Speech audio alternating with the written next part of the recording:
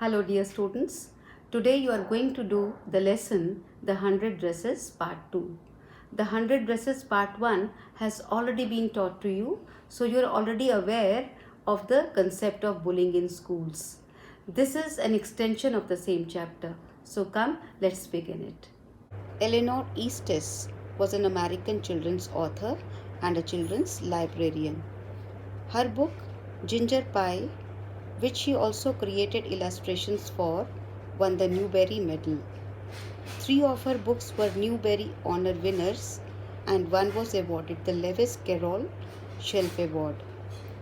The 100 Dresses is a story based on the true experiences of the author about a girl who is teased by her classmates because she is different. Wanda Petronsky, a girl who comes from the poor part of town, is the only student in the class with a funny, polished name. She is always quiet and she always wears the same blue faded dress to school every day. Although she claims she has 100 dresses at home, all lined up in her closet. Now let's know the story on the basis of the headings. The students walked around the room admiring the dress designed by Wanda. A notice from the principal's office came. Miss Mason told the class that she had received a letter from Wanda's father.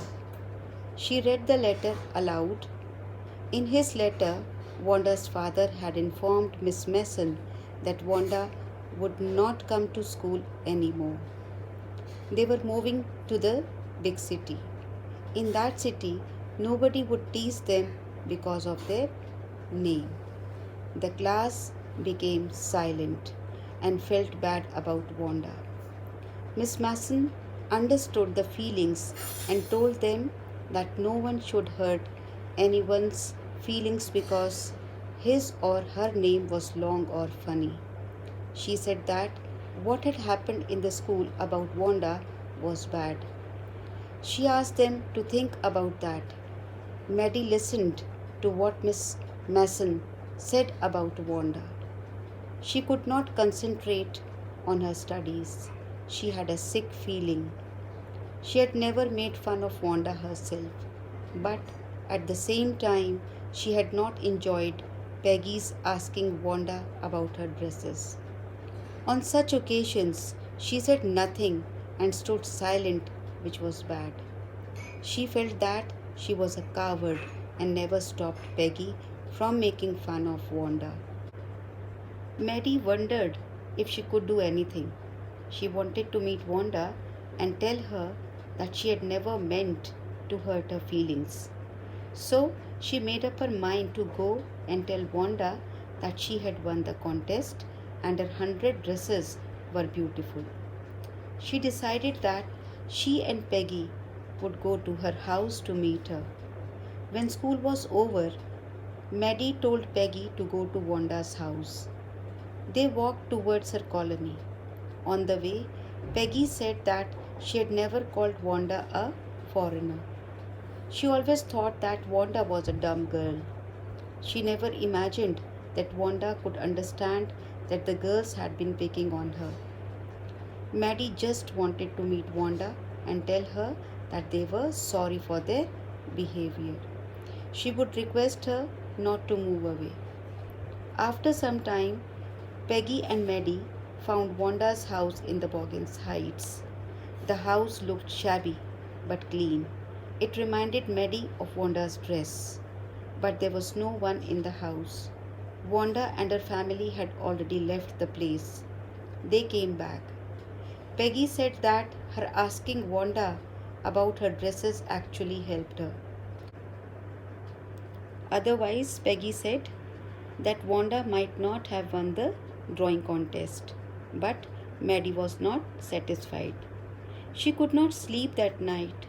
She thought of Wanda, her drawings, and her house.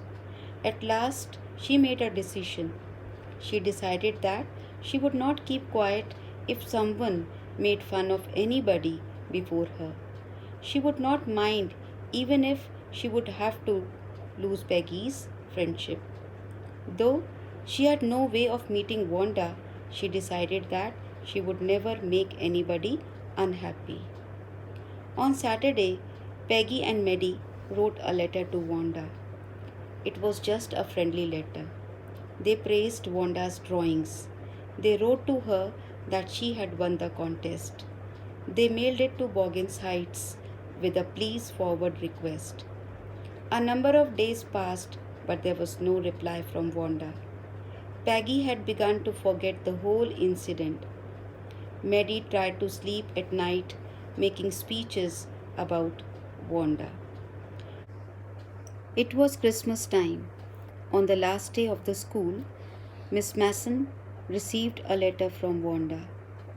She showed the letter to the class and read it.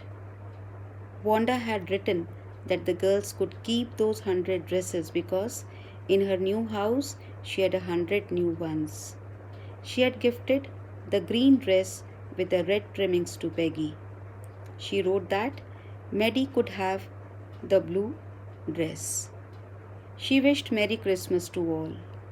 They accepted the drawings. On the way home, Peggy and Maddie held their drawings very carefully. They pinned the drawings in their bedrooms. Maddie was missing Wanda too much. There were tears in her eyes. She felt that Wanda had been nice to her. She gazed at the drawing for a long time. Suddenly, she noticed the face and head in the drawing. It looked like her own head and face. She got excited to find that Wanda had made drawing especially for her. She quickly ran to Peggy's house and told Peggy that Wanda had drawn the drawing for her. Then they both saw Peggy's drawing also. There was Peggy's face in the drawing. Peggy was also happy to see that the face and head of the drawing exactly looked like her. Peggy told Maddie that Wanda really liked them. There were tears in Maddie's eyes every time she thought of Wanda Petronsky. So, dear students, it really becomes difficult for a poor immigrant like Wanda Petronsky to adjust himself or herself in an inconducive environment. However, Wanda rises above all these petty considerations. She still loves her previous school and her classmates. She is generous enough to donate her 100 drawings to her classmates. She has no ill feelings towards Peggy, who used to tease her by putting embarrassing questions regarding her dresses. She allows Peggy to have the drawing of the green dress and Maddie the blue one. However, the damage has been done. In his letter to Miss Mason, Wanda's father clearly mentions how he is forced to move out of the place and get his children admitted to a new school. So, the message is very clear that any kind of discrimination does torture those who suffer it silently. Hope the story gets clear to you. That's all for today. Thank you.